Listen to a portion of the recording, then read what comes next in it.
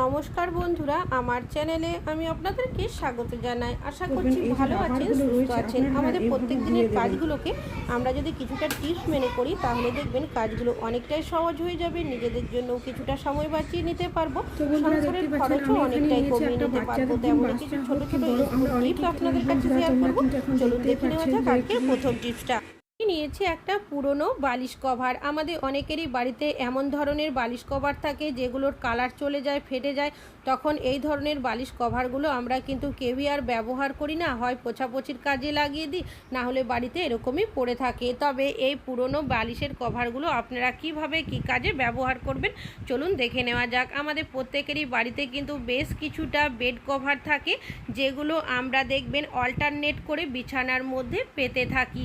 তবে এই বেড কভারগুলো অনেক সময় এদিক ওদিক রেখে দিই, প্রয়োজনের সময় খুঁজে পায় না। তাছাড়াও অনেক সময় দেখা যায় এই বেড কভারের মধ্যে নোংরাও বসে যায়। তো আপনারা কি করবেন, বেড কভারগুলো প্রথমে ভালোভাবে গুছিয়ে নেবেন, তারপর একসাথে নিয়ে বালিশের যে কভারগুলো রয়েছে তার মধ্যে এইভাবে করে রেখে দেবেন। এতে করে কি হবে, বালিশের কভারের মধ্যে কিন্তু আমাদের সব বিছানার যে বেড কভারগুলো রয়েছে সেগুলো থেকে যাবে, নোংরা বসবে না। যখন প্রয়োজন হবে আমরা কিন্তু এখান থেকে বের করে নিতে পারবো। আশা করছি আপনাদের এই টিপসটিও অনেক বেশি কাজে আসবে। ভালো লাগলে লাইক করবেন। এখন চলে যাচ্ছি পরবর্তী টিপস। এখানে নিয়েছি আপেল। আপেল আমাদের কম বেশি অনেকেরই বাড়িতে নিয়ে আসা হয়ে থাকে। আমরা বাচ্চাদের খাইয়ে থাকি, বড়রাও নিজেরাও অনেক সময় খেয়ে থাকি। তবে আপেল যদি কিছুক্ষণ কেটে রাখা হয় সেক্ষেত্রে দেখবেন আপেলের ওপরে একটা কালচে দাগ পড়ে যায়। বাচ্চাদের যদি টিফিনে দিয়ে থাকি সেক্ষেত্রে বাচ্চারা অনেক সময় টিফিনে কিন্তু আপেলটা খায় না, বাড়িতে নিয়ে চলে আসে। তো আপনারা যখনই আপেল কাটবেন, কেটে নেওয়ার পর একটা পাত্রের মধ্যে নিয়ে নেবেন বেশ কিছুটা জল, আর দিয়ে দেবেন সামান্য পরিমাণের মধুটাকে মিশিয়ে তারপর আপেলগুলো এই জলের মধ্যে এইভাবে করে দিয়ে রেখে দেবেন 5 মিনিটের জন্য। 5 মিনিট পর আপেলগুলো এখান থেকে তুলে নেবেন। এইভাবে যদি মধু মেশানো জলের মধ্যে আপেলগুলো 5 মিনিট রাখা হয় সেক্ষেত্রে মধুর একটা আস্তরণ হয়ে যাবে, যার কারণে এই আপেল আপনার যতক্ষণই কেটে রাখেন না কেন কোনোভাবেই কালচে হয়ে যাবে না। আশা করছি আপনাদের এই টিপসটিও অনেক বেশি কাজে আসবে। ভালো লাগলে লাইক করবেন। এখন চলে যাচ্ছি পরবর্তী টিপস। নিয়েছি বেশ কিছুটা মাছ। আমাদের কম বেশি অনেকেরই বাড়িতে নিয়ে আসা হয়ে থাকে। তবে সমস্যা হয় একটাই, মাছ যখন আমরা ধুয়ে নিই, ধোয়ার পর দেখবেন আমাদের হাতের থেকে একটা আষ্টে গন্ধ ছাড়তেই থাকে। আমরা যতই ভালোভাবে হাতটা ধুয়ে পরিষ্কার করি না কেন, বারবার যদি আমরা হ্যান্ড ওয়াশ বা সাবানের ব্যবহার করি সেক্ষেত্রে আমাদের হাতটাও অনেক সময় রুক্ষ শুষ্ক হয়ে যায়। তো আপনারা কিভাবে খুব সহজেই হাতের আষ্টে গন্ধ দূর করবেন, তো তার জন্য আমি এখানে নিয়ে নিয়েছি বেশ কিছুটা পরিমাণের চায়ের পাতা। চা আমরা প্রত্যেকেই খেয়ে থাকি, তবে চায়ের পাতাটা ফেলে না দিয়ে আপনারা রেখে দেবেন। তারপর হাতের মধ্যে খুব ভালোভাবে মাখিয়ে যদি হাতটা ধুয়ে নেন সেক্ষেত্রে দেখবেন খুব সহজেই কিন্তু আপনাদের হাতের মধ্যে আষ্টে গন্ধ চলে যাবে। আশা করছি আপনাদের এই টিপসটিও অনেক বেশি কাজে আসবে। ভালো লাগলে লাইক করবেন। এখন চলে যাচ্ছি পরবর্তী টিপস। আমি এখানে নিয়েছি রাবার ব্যান্ড। আমরা অনেকে কিন্তু এই ধরনের রাবার ব্যান্ড চুল বাঁধার জন্য ব্যবহার করে থাকি। কিছুদিন ব্যবহার করার পর দেখবেন এই রাবার ব্যান্ডগুলো কিন্তু অনেকটাই ঢিলে হয়ে যায়, যার কারণে অনেকে আমরা এই রাবার ব্যান্ডগুলো বাতিল করে দিই, বাজার থেকে আবারও নতুন রাবার ব্যান্ড কিনে নিয়ে আসি। তবে এই ধরনের রাবার ব্যান্ড বাতিল না করে আবারও কিন্তু বেশ কিছুবার ব্যবহার করতে পারবেন। তো আমি এখানে নিয়েছি একটা পাত্র, এর মধ্যে দিয়ে দিচ্ছি বেশ কিছুটা পরিমাণের ফুটন্ত গরম জল। এখানে ফুটন্ত গরম জলেরই ব্যবহার করতে হবে। এবার এই জলের মধ্যে আমি এই রাবার ব্যান্ডগুলো দিয়ে রেখে দেব 2 থেকে 3 মিনিটের জন্য। আপনারা কিন্তু এখানে 5 মিনিট মতো রেখে দেবেন। তো এই রাবারগুলো এই গরম জলের মধ্যে দেওয়ার কারণে দেখবেন আস্তে আস্তে কিন্তু অনেকটাই টাইট হয়ে যাবে, যে ঢিলে ভাবটা ছিল। তারপর আপনারা আরও বেশ কিছুদিন এই রাবার ব্যান্ডগুলো ব্যবহার করতে পারবেন। আর দেখতেই পাচ্ছেন আগের তুলনায় কতটা টাইট হয়ে গেছে। আশা করছি আপনাদের এই টিপসটিও অনেক বেশি কাজে আসবে। ভালো লাগলে লাইক করবেন। এখন চলে যাচ্ছি পরবর্তী টিপসে। আমি এখানে নিয়েছি বেশ কিছুটা চাল। ভাত আমরা প্রত্যেকেই কিন্তু কম বেশি রান্নাবান্না করে থাকি। তবে যখন আমরা ভাত রান্না করি তার আগে চালটা কিন্তু প্রত্যেকেই খুব ভালোভাবে ধুয়ে জলটাকে ফেলে দিই।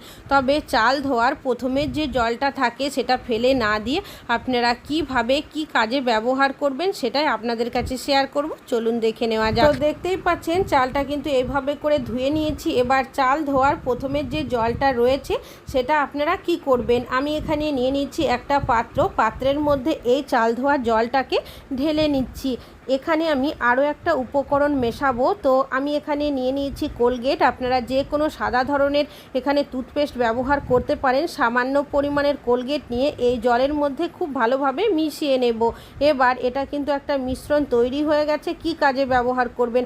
আমাদের প্রত্যেকেরই বাড়িতে কাচের গ্লাস, কাচের বাটি, কাচের কাপ থাকে, যেগুলো দেখবেন কিছুদিন ব্যবহার করার পর সেই কাচের বাসনের যে গ্লেজ থাকে সেটা চলে যায়। তাছাড়াও অনেক সময় কাচের গ্লাসের মধ্যে হোক কি কাচের অন্যান্য জিনিসপত্রের মধ্যে দাগ পড়ে যায়। তো আপনারা কি করবেন, এইভাবে করে একটা মিশ্রণ বানিয়ে তারপর কাচের গ্লাস, কাচের বাটি, কাচের বোলের মধ্যে এই মিশ্রণের জলটাকে এইভাবে করে লাগিয়ে নেবেন। এবার গ্লাসগুলো ভালোভাবে পরিষ্কার করার জন্য আমি এখানে নিয়েছি একটা প্লাস্টিক। এখানে কিন্তু নতুন স্ক্রাবারের ব্যবহার করবেন না, না হলে কিন্তু কাচের জিনিসপত্রের মধ্যে দাগ হয়ে যেতে পারে। এবার পরিষ্কার জল দিয়ে ধুয়েও আপনাদেরকে দেখিয়ে দেব। তো দেখতেই পাচ্ছেন কতটা পরিষ্কার হয়েছে, আর যে দাগগুলো ছিল এই কাচের বাসনের মধ্যে সেগুলো কিন্তু সম্পূর্ণ চলে গেছে। আশা করছি এই টিপসটা আপনাদের অনেক বেশি কাজে আসবে। ভালো লাগলে লাইক করবেন। এখন চলে যাচ্ছি পরবর্তী টিপসে। আমি এখানে নিয়েছি লেবুর খোসা। লেবু আমরা প্রত্যেকেই কম বেশি বাড়িতে নিয়ে আসি, তবে লেবুর খোসাটা কিন্তু সকলেই ফেলে দিই, কোনো কাজে ব্যবহার করি না। আমি লেবুর খোসার মধ্যে দিয়ে দিচ্ছি সামান্য পরিমাণের বেকিং সোডা। তারপর আঙুল দিয়ে আমি এই বেকিং সোডাটাকে এইভাবে করে লেবুর খোসার মধ্যে একটু ট্যাপ ট্যাপ করে নেব। নিয়ে নিয়েছি এখানে আমি কোলগেট। আপনারা যে কোনো সাদা ধরনের টুথপেস্ট নিতে পারেন। সামান্য পরিমাণের কোলগেট আমি এই লেবুর খোসার মধ্যে এইভাবে করে দিয়ে দেব। তারপর আঙুলের সাহায্যে খুব ভালোভাবে মিশিয়ে নেব। এবার এই লেবুর খোসাটা আপনারা কি কাজে ব্যবহার করবেন চলুন দেখে নেওয়া। গ্যাসের সিলিন্ডার আমরা কিন্তু প্রত্যেকেই রান্নাবান্না করার জন্য কম বেশি ব্যবহার করে থাকি, তবে গ্যাসের সিলিন্ডারটা খালি হোক কি ভর্তি, আমরা যে জায়গার মধ্যে মেঝেতে অনেক দিন রেখে দিই সেক্ষেত্রে দেখা যায় মেঝের মধ্যে একটা জং বা মরচের দাগ পড়ে যায়। আর এইভাবে যদি জং বা মরচের দাগ মেঝেতে পড়ে যায় সেক্ষেত্রে কিন্তু আমরা খুব সহজেই এটা তুলতে পারি না, অনেকটাই ঘষা মাজা করতে হয়। তাছাড়াও অনেকে দেখবেন হারপিক দিয়ে দেয় এই ধরনের জং বা মরচের দাগ তোলার জন্য। সেক্ষেত্রে দেখা যায় আমাদের মেঝেটাই কিন্তু অনেক সময় নষ্ট হয়ে যায়। আপনারা কীভাবে জং বা মরচের দাগ খুব সহজেই তুলে নেবেন, তা আবার খুব বেশি ঘষা মাজা ছাড়াই, চলুন দেখে নেওয়া যাক।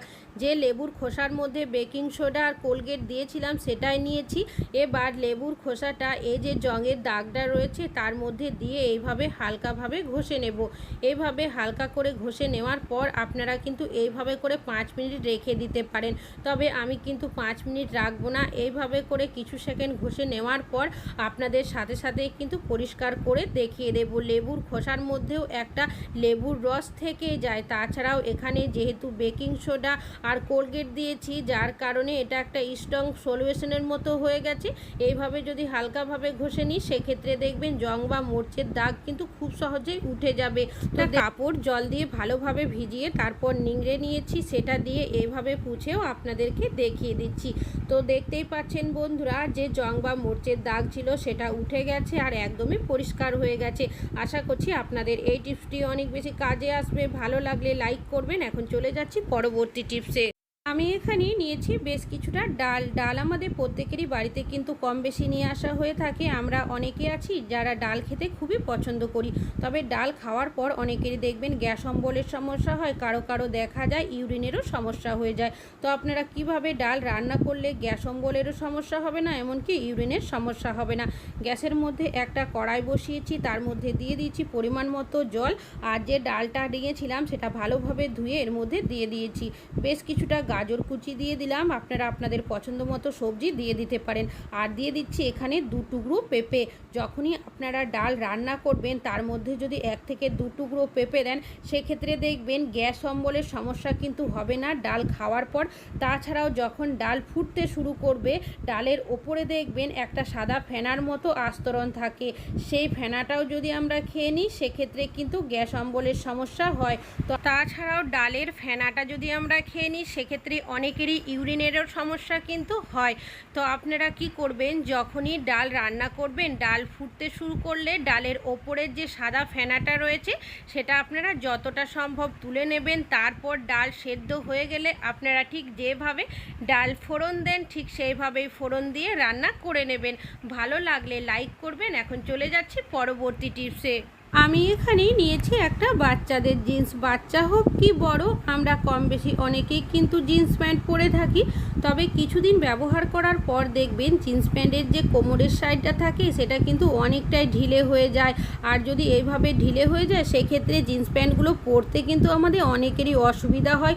তখন আমরা অনেক সময় কি করি, এই প্যান্টগুলো দোকানে নিয়ে গিয়ে তারপর কাটিয়ে বা সেলাই করিয়ে নিয়ে আসি। তবে আপনারা কোনো রকমের কাটাকাটি ঝামেলা ছাড়াই বাড়িতে কিভাবে এই ঢিলে প্যান্টটা টাইট করে নেবেন। তো যেখানে জয়েন্টের জায়গাটা থাকে সেটাকে প্রথমে এইভাবে করে বের করে নিতে হবে। এখানে নিয়ে নিয়েছি একটা সুচ আর সুতো। এই সুচটাকে প্যান্টের ভেতরের দিকে এইভাবে করে প্রথমে পরিয়ে দেব। আপনাদের প্যান্টটা যতটা ঢিলে হচ্ছে সেই মাপ অনুযায়ী কিন্তু সেলাইটা করতে হবে। আর এই সেলাইটা ঠিক কণাকণির মতো করে করে নেব। কাজটি কিভাবে করছি সেটা একটু ভালোভাবে দেখলেই বুঝতে পারবেন। তো দেখতেই পাচ্ছেন এইভাবে করে আমি কিন্তু বেশ কিছুটা সেলাই করে নিয়েছি। তারপর এই যে সুতোটা রয়েছে সেটা দিয়ে যদি আমরা এইভাবে টেনে নিই তাহলে দেখবেন কোমরের যে ঢিলে ভাবটা ছিল সেটা কিন্তু অনেকটাই টাইট হয়ে যাবে। এইভাবে যদি আমরা সেলাই করে নিই সেক্ষেত্রে দেখবেন আমাদের কিন্তু এই প্যান্টগুলো আর কাটাকাটির কোনো ঝামেলাই থাকবে না। তাছাড়াও বাইরে দর্জির কাছেও কিন্তু নিয়ে যেতে হবে না। তো এইভাবে করে আমি বেশ কিছুটা সেলাই করে দিচ্ছি ভেতরের দিকে, তারপর একটা গিট দিয়ে দিচ্ছি যাতে করে সুতোটা খুলে না যায়। আশা করছি আপনাদের এই টিপসটিও অনেক বেশি কাজে আসবে। ভালো লাগলে লাইক করবেন। এখন চলে যাচ্ছি পরবর্তী টিপসে। এখানে নিয়েছি ভ্যাসলিন, সামান্য পরিমাণের ভ্যাসলিন এখান থেকে আমি নিয়ে নেব। আর নিয়ে নিয়েছি এখানে একটা কাপড়ের টুকরো, আপনারা এখানে তুলোরও ব্যবহার করতে পারেন। এবার এটা আপনারা কি কাজে ব্যবহার করবেন, আমাদের কিচেনের যে সুইচ বোর্ডটা থাকে সেটা দেখবেন অনেকটাই নোংরা হয়ে যায়, তেল চিটে হয়ে যায়। তাছাড়াও আমরা রান্নাবান্না করতে গিয়ে অনেক সময় যদি সুইচ বোর্ডে হাত দিই সেক্ষেত্রে তেল মশলাও লেগে যায়। আর যদি সুইচ বোর্ড আমরা মাঝে মধ্যে পরিষ্কার না করি সেক্ষেত্রে কিন্তু সুইচ বোর্ডটা দেখতে খুবই বাজে লাগে। তাছাড়াও জল দিয়েও কিন্তু সুইচ বোর্ড আমরা পরিষ্কার করতে পারবো না। তো আপনারা সামান্য পরিমাণের ভ্যাসলিন কাপড়ের টুকরোর মধ্যে বা তুলোর মধ্যে লাগিয়ে এইভাবে যদি সুইচ বোর্ডে ঘষে নেন সেক্ষেত্রে দেখবেন সুইচ বোর্ডের যে নোংরা জমে থাকে সেটা কিন্তু খুব সহজেই পরিষ্কার হয়ে যাবে। তো দেখতেই পাচ্ছেন এইভাবে করে ঘষে নিয়েছি আর কতটা পরিষ্কার হয়েছে। আশা করছি আপনাদের এই টিপসটি অনেক বেশি কাজে আসবে। ভালো লাগলে লাইক করবেন। এখন চলে যাচ্ছি পরবর্তী টিপসে। পরবর্তী টিপসটা হলো আমাদের সুইচ বোর্ড নিয়ে। সুইচ বোর্ডের মধ্যে অনেক সময় আমরা ফোন চার্জ দিই, চার্জ যখন হয়ে যায় আমরা কি করি, সুইচটা অনেক সময় দেখবেন অফ করতে ভুলে যায়। এইভাবে যদি সুইচটা অন করে রেখে দিই সেক্ষেত্রে ইলেকট্রিক বিল কিন্তু অনেকটাই বেশি আসে। তাছাড়াও আমাদের অনেকেরই বাড়িতে ছোট বাচ্চারা রয়েছে যাদের সুইচ বোর্ড মেঝের থেকে নিচে অনেক সময় বাচ্চারা দুষ্টুমি করে সুইচগুলো অন করে রেখে দেয়। আর আমরা যদি খেয়াল না করি সেক্ষেত্রে কি হয় দেখবেন আমাদের ইলেকট্রিক বিল কিন্তু অনেকটাই বেশি আসে। তো ফোন চার্জ দেওয়ার পর যখন চার্জ হয়ে যাবে অবশ্যই কিন্তু মনে করে সুইচটা অফ করা উচিত। তাছাড়াও বাচ্চারা যদি দুষ্টুমি করে সুইচগুলো অন করে রাখে সেক্ষেত্রে আমাদের নিজেদেরও কিন্তু খেয়াল করে অফ করে দেওয়া উচিত। এতে করে আমাদের ইলেকট্রিক বিল অনেকটাই কম আসবে। আশা করছি এই টিপসটা আপনাদের অনেক বেশি কাজে আসবে। ভালো লাগলে লাইক করবেন।